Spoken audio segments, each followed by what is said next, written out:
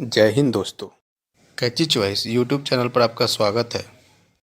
हर्षवर्धन जी। जगत गुरु रामभद्राचार्य जी, अभी आपने जब शुरू किया तो आपने एक ऐसा नंबर दे दिया, एक ऐसी संख्या दे दी जिसके बाद ज्ञानवापी पर जो कुछ होगा वो तो छूट जाएगा। आप 30,000 की संख्या दे रहे हैं। अयोध्या में भव्य राम मंदिर बन रहा है, काशी में विश्वनाथ धाम बन गया, मथुरा, ये 3 स्थान दिखते हैं कि हिंदुओं के आस्था से सीधे जुड़े हुए हैं। लगता है कि एक मंदिर है, एक स्थान है। अब अगर ये 30,000 की संख्या होगी तो आज के आधुनिक भारत में ये कैसे सहस्तित्व? मैं ये कहने जा रहा हूँ कि जितना हो सके कम से कम 3 तो हमें मिल जाए। भारत 3 अक्षर है ना, तो कम से कम 3 तो हमको मिल जाए मित्र।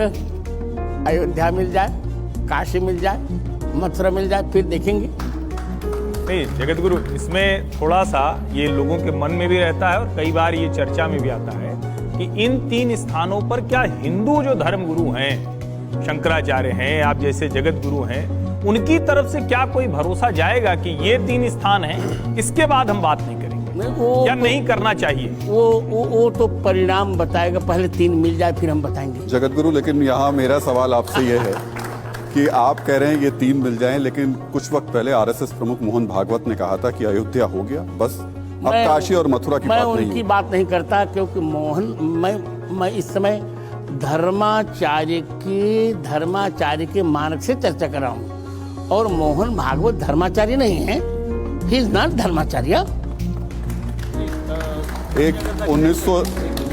मैं एक बस कंटिन्यू कर लूँ, इसमें 1991 का एक कानून भी है देश में, प्लेसेस ऑफ वर्शिप एक्ट, और वो कहता है कि 15 अगस्त 1947 से पहले अयोध्या को छोड़कर जो धार्मिक स्थल जिस जगह पे है वो वैसे ही रहेगा, उसी स्वरूप में रहेगा। ऐसा नहीं है, कानूनों में परिवर्तन भी होते रहे हैं।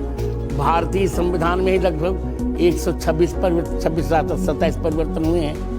जो हमारा है शाश्वत वो हमें मिलना चाहिए। ज्ञानवापी भारतीय प्रतिभा का पुंज है और मथुरा गीता गायक की जन्मस्थल, ये तो हमको चाहिए ही चाहिए। इस पर समझौते का प्रश्न उठता। जैसे शंकराचार्य होते हैं उसी अधिकार से मैं भी जगत गुरु हूँ। भारत में 6 जगत गुरु हैं और 6 के समान अधिकार होते हैं, चाहे वो शंकराचार्य हो, चाहे रामानुजाचार्य हो, चाहे मैं रामानंदाचार्य, चाहे मध्वाचार्य, चाहे निम्बार्काचार्य। तो हम उस एक धर्माचार्य के अधिकार से कह सकेंगे कि जो हमारा है कम से कम 3 हमें मिल जाए। इसके बाद हम प्रयास करेंगे, उतना हम करेंगे जिससे भारत की अखंडता बनी रहे, भारत का अस्तित्व बना रहे, भारत में कटुता न हो, पर 3 तो हमें मिल जाए। जगत गुरु जी, जो आप कह रहे हैं उस हिसाब से तो फिर इस कानून को हटाना पड़ेगा। आप इस कानून को हटाने की मांग कर रहे हैं? हम तो बहुत कुछ मांग करेंगे। हम तो यही चाहते कि जो कानून में इंडिया दैट इज भारत, यही गलत है। हम तो कहेंगे भारत दैट इज इंडिया। क्या आप हिंदू राष्ट्र से भी सहमत हैं? वो बनना चाहिए, सब कुछ बनना चाहिए। जो हिंदुस्तान है तो हिंदू राष्ट्र बनना चाहिए। मैं पत्रकार महोदय हिंदुस्तान नहीं बोल रहा हूँ जानकर, मैं हिंदुस्तान बोल रहा हूँ। हिंदुस्तान है तो वैसे हमारे शास्त्रों में तो हिंदू शब्द नहीं है। बहुत किसने कहा? भारत किसने कहा? गुरु जी, जगत गुरु जी, मैं पहले मैं बोलूं। मैं आपको ये बता रहा हूँ, शुक्ल यजुर्वेद की कौथुमी संहिता में एक मंत्र आया है जिसको माध्यान्दिनी शाखा में, धैर्य से सुनिए मेरी बात, जिसको माध्यान्दिनी शाखा में कहा गया मधुबातारितायते मधुक्षरन्ते सिंधवः। तो वहाँ आया है मधुबातारितायते मधुक्षरन्ते हिंदवः। तो जहाँ सिंधवः है वहाँ हिंदवः भी आया है। सुमेरु तंत्र में भी हिंदू शब्द आया है।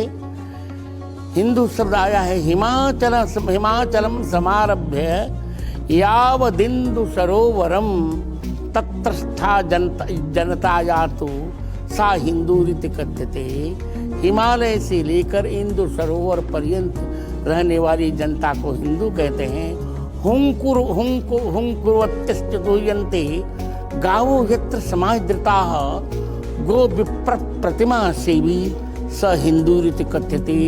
जहाँ हिंकार करती हुई गौएं दुही जाती हैं उसे हिंदू कहते हैं।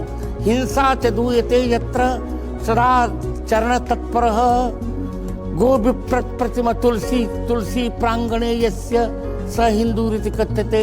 जहाँ हिंसा की निंदा की जाती है, जहाँ जिसके आंगन में गौ तुलसी का बिरवा हो वो हिंदू है। हिनस्ति भावनाम यातु हीनाम प्रसवतो मुदा रामकृष्ण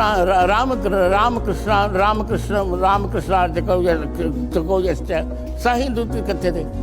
हिंदू शब्द के लिए कम से कम सैकड़ों श्लोक दिए गए सुमेर तंत्र में। अब जिसको पढ़ना ही नहीं है, हमारी अवधी भाषा में करिया अक्षर भैंस बराबर सुनना जैसन पढ़वा, तो उसको कहने दिया जाए।